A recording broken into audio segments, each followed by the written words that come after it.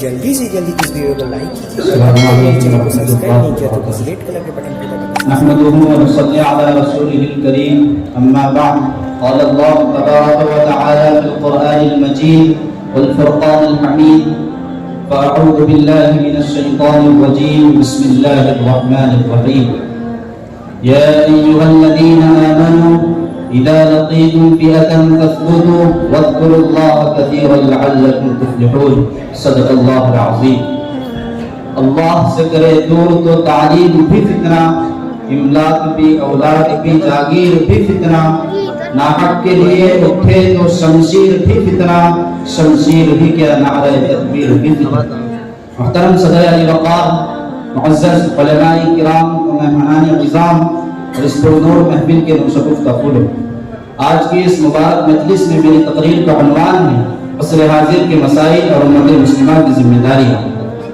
محترم سامعین وزن، امت مسلمہ موجودہ حالات میں آزمائشوں اور کشمکشوں کے عجیب دواہے پر کھڑی ہے، اسی لیے کچھ عرصے سے اقتدار مجرمانہ اور فرقہ پرستانہ ریکارڈ رکھنے والوں کے ہاتھوں میں منتقل ہونے کے بعد سے وطن عزیز میں مسلم اقلیت کو جس طرح ہر محاذ پر ٹارگٹ کیا جا رہا ہے اور جان و مال، عزت و آبرو کے ضیاع و نقصان کے جو بے شمار واقعات پیش آ رہے ہیں، اس نے امت میں عجیب کشمکش اور بے یقینی کی کیفیت مبتلا کر دی ہے۔ اس نے امت کو عجیب کشمکش اور بے یقینی کی کیفیت میں مبتلا کر دیا ہے اور بہت سے لوگوں کے ذہنوں میں یہ سوال اٹھنے لگا ہے کہ اب ہے اولاد ابراہیم ہے نمرود ہے، کیا کسی کو پھر کسی کا امتحان مقصود ہے؟ محترم حضرات، اس سے بھی زیادہ المناک صورتحال صوبہ جنت نشا کے مظلوم و بے سہارا مسلمانوں کی ہے کہ جن کے اوپر ظلم ڈھانے والوں کی بربریت و وحشتناکی کے واقعات کے لیے الفاظ نہیں ملتے کہ کس طرح مقید کر کے جبر و ظلم و سفاکیت کے پہاڑ توڑے جا رہے ہیں۔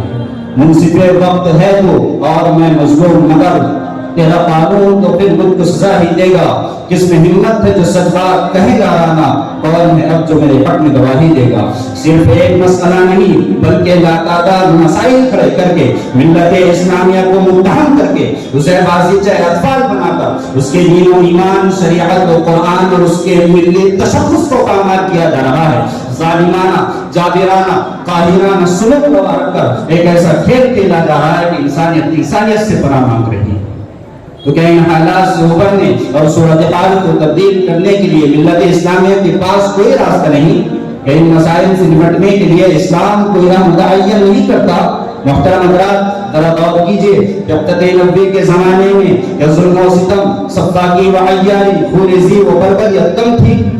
لیکن ایک نسخہ کیمیا جس نے ذات خداوندی پر بھروسہ کرنے اور اس کے آگے سب کچھ سپرد کرنے کا ہنر دیا، وہ واحد علاج تھا ان سارے مسائل کا۔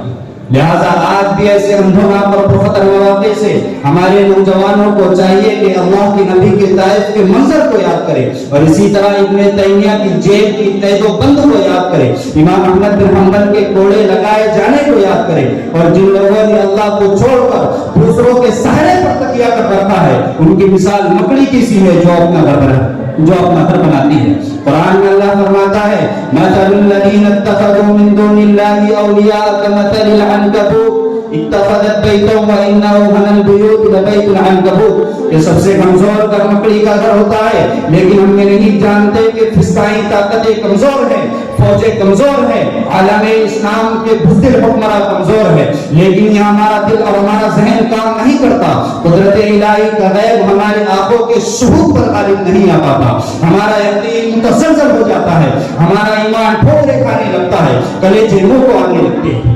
یاد رکھا جائے، اگر ہم یہ سمجھتے ہیں کہ حالات نہیں بدلیں گے کیونکہ امریکہ طاقتور ہے، اگر ہم یہ سمجھتے ہیں کہ ہندوستان میں اکثریت کے پاس طاقت ہے، تو صاف سن لو، حالات کتنے بھی بدلے ہوئے ہو، تلواروں کے نیچے اور بندوقوں کے دانے پر کھڑے ہوئے ہو، تو ایک منٹ کے لیے بھی نہیں سوچا جا سکتا کہ اللہ کے علاوہ کسی میں طاقت ہے۔ میں بھی خائف نہیں تختہ نار سے، میں بھی منصور ہوں کہہ دو اغیار سے، کیوں ڈراتے ہو زندہ کی دیوار سے، ظلم کی بات کو، جہل کی رات کو، میں نہیں مانتا، میں نہیں جانتا۔ محترم صدر علی وقار، آج کے اس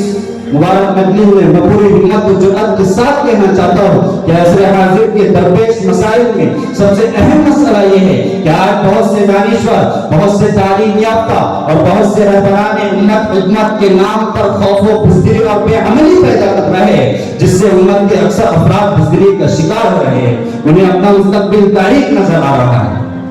جناب والا، اس لیے ایسے پرفتن والا نازک دور میں اہل فکر، علماء اور قائدین کی بنیادی ذمہ داری یہ ہے کہ امت کو مایوسی یا قنوطیت سے نکال کر غلط روی کی روش سے پوری قوت سے روکے اور سیلاب بلاخیز کے آگے بند لگائے، کیونکہ یہ حالات حیلوں سے، احتجاجوں سے، مظاہروں سے اور شکوہ شکایتوں کے انبار سے نہیں بدل سکتے ہیں۔ اس امت کے حالات تو قرآن کی رہنمائی میں بدلتے ہیں، حدیث کی روشنی میں بدلتے ہیں، سیرت طیبہ کے اسوے سے بدلتے ہیں، صحابہ کرام کے نمونے سے بدلتے ہیں،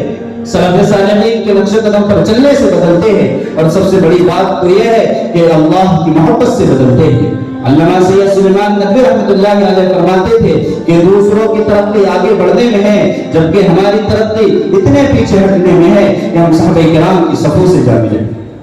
ایک شعر کہہ کر میں اپنی تقریر کا اختتام کرتا ہوں: وہی دیری نہ بیماری، وہی نامحکمی دل کی،